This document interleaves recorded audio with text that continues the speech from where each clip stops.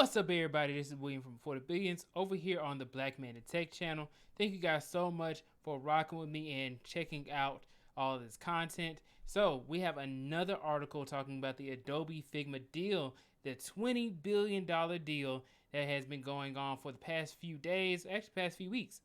So I think it's been 2 weeks now at the time of this recording when they actually announced it. So if you guys want to be able to get caught up and watch the previous two videos, please go ahead and click the card here for the previous video of this one, and then also the card on that video if you want to watch the first one. Okay, it'll also be in the description down below for each part, and it's also in a playlist. Okay, with that being said, let's go ahead and check out this new article from CNBC. It's talking about how Adobe Figma is going to be getting some new competition after this deal has been brought up. I love the game. I love the hustle, man. All right, so here is the article right here. It's from CNBC in their tech section. The article says, Adobe's Figma deal brings new users to open source challenger Penpot, which just raised $8 million. All right, so this article is written today. So today is Wednesday, September 28th of 2022. They just wrote it earlier today at the time of this recording. So let's go ahead and see what they say.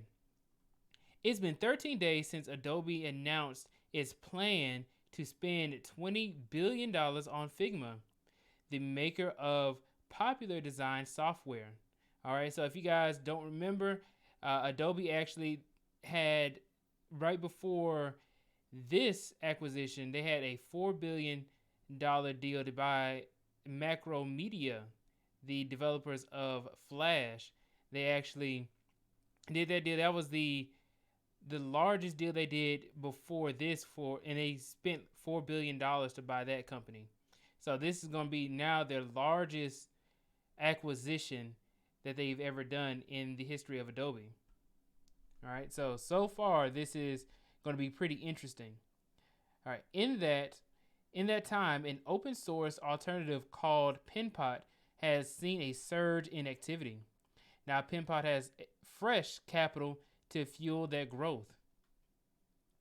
On Tuesday, parent company Kaleidos, I believe that's how you pronounce it, said it raised $8 million to continue development on Penpot's collaborative design software. The company said signups jumped 5,600% in a single day after Adobe agreed to buy Figma. Penpot is seeing unprecedented growth because designers and developers hate working within the silos of rigidity of traditional enterprise software. Okay. While Ruiz, I can't even pronounce it.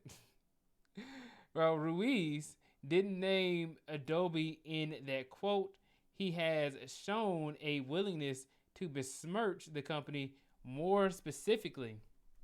Adobe is a toxic brand for designers, and now Figma is tainted. Ooh, that's probably how a lot of developers are feeling about this. I mean, imagine developers and designers are feeling like this because they have to pay all that money to be able to just use the software. It's a lot of money, like over time, to be paying for another subscription, in addition to all the other subscriptions that people had to pay for. All right, so Ruiz, he cited a Figma document full of images reflecting negative sentiment on the deal and said it would have been easier if the buyer had been a different company, such as Microsoft.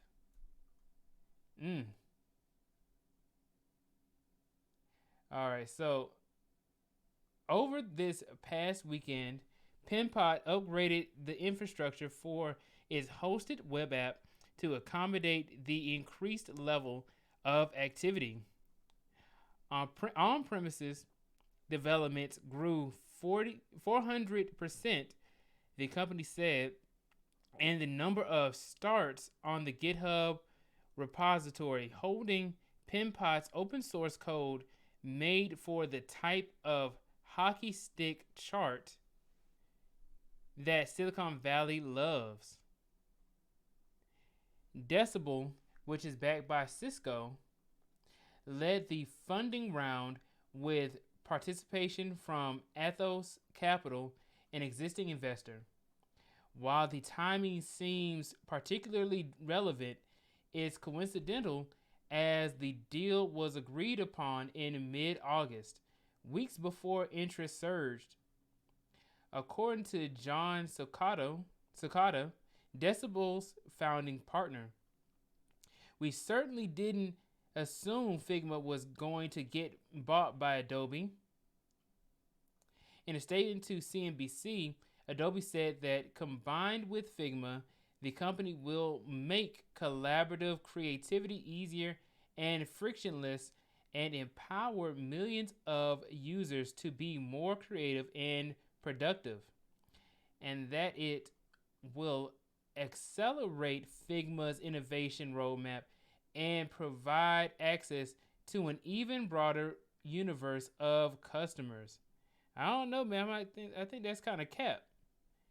What do you guys think? Let me know in the comments. Do you guys think that Adobe is going to make Figma better or more innovative because they're under their infrastructure? Let's see. Penpot still has no real business. For now, designers can download and run Penpot open source software for free or run the hosted version. All right, but Ruiz isn't alone in pointing to the Adobe Figma deal as a big opportunity. A post on the Reddit page to discuss Figma entitled "Upvote if you hope to see Adobe Figma deal fall through" received more than 400 upvotes, signaling support. Daryl Jin, founder of English design studio Rejiggle? Never heard of that before. Rejiggle. Shout out to Rejiggle. Offered on Twitter a business idea for anyone to take. Figma, but not owned by Adobe. Adobe said Figma co-founder and CEO Dylan Field will continue to run Figma if the acquisition closes as expected in 2023. That's not enough to soothe concerns of some skeptics. Nigerian brand designer, I'm not gonna try to butcher his name, Joboson, as I say his last name, Joboson, gained almost 3,000 Twitter likes for a post implying that under Adobe's control, the ease of saving files in Figma would cease and start to instead function like a heavy-duty desktop app that would require manual saving. All right, so let's see. So we got Jigga over here. He says, Figma, work automatically saves on its own. Adobe Figma, you will like Control S. This is the picture right here. Man, he is concerned, boy. I don't want to hear that. I don't want to have to save on my own all the time. What if I forget? And then the file gets corrupted and all kinds of crap. All right, so it says, not everyone has been down on the planned deal. The Dutch designer Fons Mans, for example, tweeted that the ability to work in Figma and manipulate your images in Photoshop and elsewhere would be a dream. Okay. So some people are like, they would like the fact that things are intertwined with each other. That's what he's saying. Like, if you can go from Figma and then go to Adobe Illustrator or Adobe Photoshop, then that would be lovely to them. I don't know. I mean, I don't know. If Photoshop also inherited the ability to be able to push code out like Figma does, I think that would be pretty cool. But we'll see what happens with these new features that may come out. Figma had initially picked up plaudits for features such as simple sharing and collaborative editing, attracting some designers away from Adobe's Creative Cloud applications.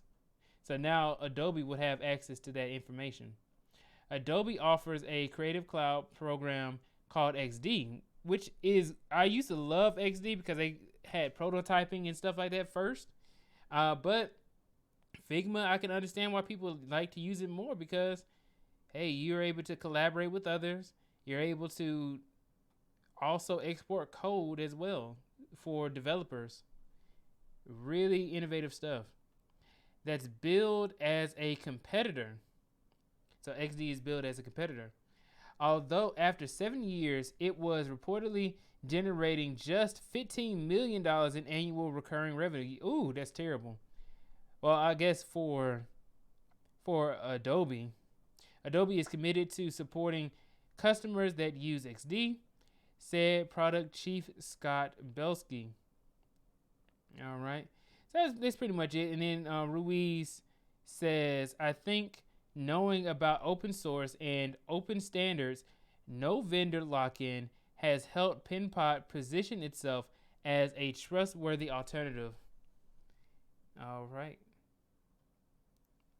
So, what do you guys think? After we just read this, we pretty much are just saying that, hey, because Adobe is buying Figma, that everybody's looking for an alternative that's going to be cheap, that's not going to be clunky. It's going to be able to allow designers and developers a freedom, that creativity that they're looking for.